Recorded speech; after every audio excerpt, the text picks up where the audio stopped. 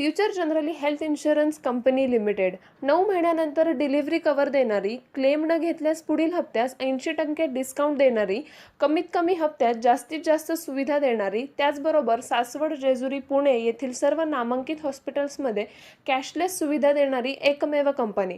अधिक माहितीसाठी संपर्क शेवते इन्शुरन्स 98 22 32 68 44। रखा है, बहुत महत्वपूर्ण विषय लेके हम आगे जा रहे हैं। हमने देखा है कि 2 साल हम सब कोविड के सामने से जो समस्याएं थे उससे गुजर गए। बहुत सारे सवाल हमारे सामने थे। सुप्रीम कोर्ट ने देश के हर राज्य के एक आदेश दिया कि कोविड के कालावधि में सेक्स वर्कर और उनके बच्चों के लिए कुछ मदद करो। सुप्रीम कोर्ट को यह आदेश देना पड़ा, लेकिन महाराष्ट्र पहला राज्य था जिन्होंने आदेश देने से पहले ही अपना काम शुरू किया था। वो हमारे सेक्स वर्कर के लिए राशन कार्ड और कुछ मदद देने की तैयारी उन्होंने सबसे पहले दिखाई थी। मैं महाराष्ट्र शासन को धन्यवाद देती हूँ। संविधान ने हम सबको एक हक दिया है, शिक्षा का भी अधिकार दिया है। जैसे हर लड़कों को शिक्षा का अधिकार रहता है, वैसे ही सेक्स वर्कर के बच्चों के लिए भी अधिकार है, लेकिन इसके लड़ाई के लिए आगे कोई नहीं था। मुझे लगता है हमारे रेखा जी बहुत अच्छी तरह से काम देश में करते हैं। हर महीने में एक अलग सा सेमिनार, एक सब्जेक्ट लेके पूरे राज्यों में जाते हैं। मुझे लगता है पिछले ही महीने 2 महीने पहले उन्होंने जम्मू कश्मीर में हमें एक प्रोग्राम रखा था एंटी ह्यूमन ट्रैफिकिंग के बारे में। सवाल बहुत सारे हैं, हमारे महिलाओं के प्रश्न बहुत सारे हैं। हर एक राज्य में जाके वो एक डिस्कशन लेते हैं, वहाँ के लोगों को एनजीओ को इकट्ठा करते हैं और उनके जरिए वो सवाल के जवाब देने की कोशिश करते हैं। सेक्स वर्कर के बारे में रहता है कि वो पुलिस यंत्रणा हो, महाराष्ट्र शासन हो, इससे भी ज़्यादा वो एनजीओ के ऊपर ज़्यादा भरोसा करते हैं। अगर महाराष्ट्र शासन और पुलिस को उनके पास पहुँचना होता है तो वो एनजीओ के जरिए पहुँचते हैं। तो यहाँ भी बहुत सारे जो प्रेजेंट हो गए, मैं उनको भी रिक्वेस्ट करूँगी, और पुलिस भी है, विवेक जी मैं आपको भी रिक्वेस्ट करूँगी। आप बहुत बार इस पे रेड करते हैं, लेकिन रेड में वो जो महिला है वो आरोपी बन जाते हैं और कस्टमर रहते हैं उनको आसानी से छोड़ दिए जाते हैं। इनके भी कुछ ऐसे ही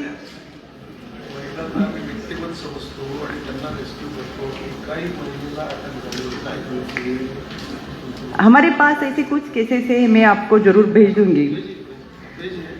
और इसके आगे जाके एंटी ह्यूमन ट्रैफिकिंग के केसेस बहुत सारे होते हैं। मैंने बहुत बार राज्य शासन को लेटर लिखा है और हमारे नेशनल कमीशन प्रेसिडेंट को भी इसके बारे में उन्होंने ही बहुत अच्छी तरह से सहायता हमारी की है। मैं हमारी प्रेसिडेंट को बतानी चाहूँगी कि पिछले हफ्ते ही चेन्नई और महाराष्ट्र की 2 लड़कियां थी, वैसे तो बहुत ज़्यादातर संख्या है, लेकिन 2 लड़कियां थी कि उसके बारे में उनका एंटी ह्यूमन ट्रैफिकिंग में वो वहाँ पे है। तो उन्होंने हमारे कमीशन को मेल किया और इस मेल के जरिए उन्होंने कहा कि बहुत सारी ऐसी लड़कियां कि मिसिंग केसेस के आगे जाके अगर 4 महीने में उनके बारे में कुछ भी इंफॉर्मेशन अगर हमें न मिल जाए तो हम उनको एंटी ह्यूमन ट्रैफिकिंग के केस में डाला जाए। लेकिन अभी भी उन्होंने हमें मेल करने के बाद हमने एक्सटर्नल अफेयर मिनिस्टर के साथ कांटेक्ट करके उनको वहाँ पे इनका एड्रेस ढूंढने की कोशिश की। लेकिन मैं इस बात से ताजुब हूँ कि जब भी हम यहाँ पे महाराष्ट्र में प्रेस लेती हूँ और हमें बोल देते हैं कि बता देते हैं कि इसके बारे में कि कहाँ कौन से केसेस है, कितने केसेस कहाँ से गए, तो वहाँ की महिलाओं के लोकेशन चेंज हो जाते हैं। तो अभी भी मेरे साथ वहाँ की हमारे पुणे की 82 केसेस फैमिली वहाँ पे, और यहाँ पे उन्होंने मुझे फ़ोन करके बोल दिया कि रूपाली मैम आप महाराष्ट्र में कौन सी भी प्रेस लेके आप कौन सी भी इंफॉर्मेशन अगर देते हैं तो वहाँ पे हमारा लोकेशन चेंज कर देते हैं लोग। मतलब हम यहाँ से जाके एक्सटर्नल अफेयर मिनिस्टर को साथ लेके हम उनका लोकेशन ढूंढने की कोशिश करते हैं, तो उसके बाद ऐसा होता है कि उनका लोकेशन चेंज करके उनका एड्रेस चेंज कर देते हैं ताकि वो किसको मालूम ना हो जाए। तो इसका मतलब है कि एजेंट हमारे में ही है, यही के है। पहली बार ऐसा हुआ। मैं दीपक पांडे सर को बहुत धन्यवाद दूंगी क्योंकि उनके पास केस देने के बाद रेखा जी उन्होंने हमारे खेरवाड़ी पुलिस स्टेशन में एक केस दर्ज की, 2 एजेंट के ऊपर उन्होंने एफआईआर कर ली। उसके आगे जाके बहुत सारी इंफॉर्मेशन हम ले रहे हैं, लेकिन ये भी बहुत सीरियस बात है कि उस लोगों तक हम लोग क्योंकि इंफॉर्मेशन इतनी तुरंत कैसे पहुँचती, प्रेस के पहले मतलब प्रेस से बाहर निकलने से पहले वहाँ में कुछ चेंज हो जाता है।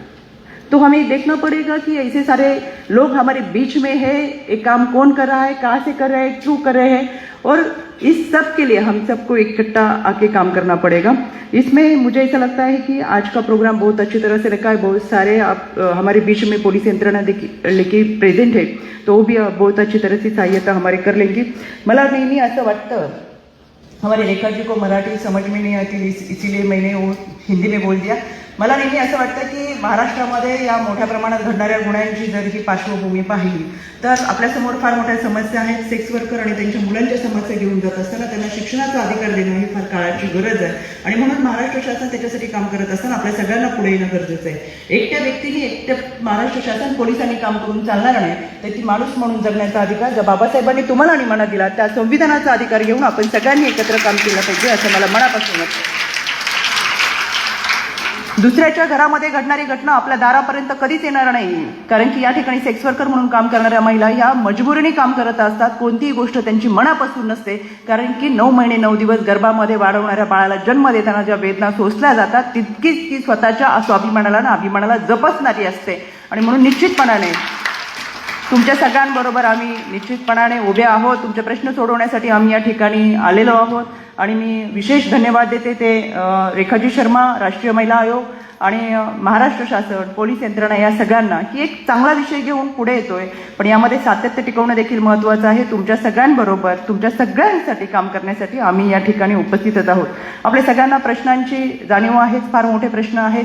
डोमेस्टिक व्हायलन्स असेल, सायबर क्राईमचे असतील, त्याबरोबर प्रॉपर्टीचे विषय असतील, या सगळ्या विषयाबरोबर मुलींचे अपहरणाचे केसेस मोठ्या प्रमाणात आहेत, बेपत्ता होणाऱ्याचे केसेस मोठ्या प्रमाणात आहेत, यामध्ये मानवी तस्करी मोठ्या प्रमाणात आहेत। या सगळ्या प्रश्नांवरती आपण काम करत असताना आपले प्रश्न दुसऱ्याने कोणी येऊन सोडवत, निश्चितपणाने आम्ही तुमची मदत करू, पण आपले प्रश्न दुसरे कोणी घेऊन येईल आणि ते सोडवल या विचारामध्ये फार कोणी राहू नका, कारण तुमच्या आयुष्याची लढाई तुम्हालाच लढायची। या लढाईसोबत आम्ही आहोत हे सांगण्यासाठी आम्ही तुमच्यापर्यंत आलेलो आहे।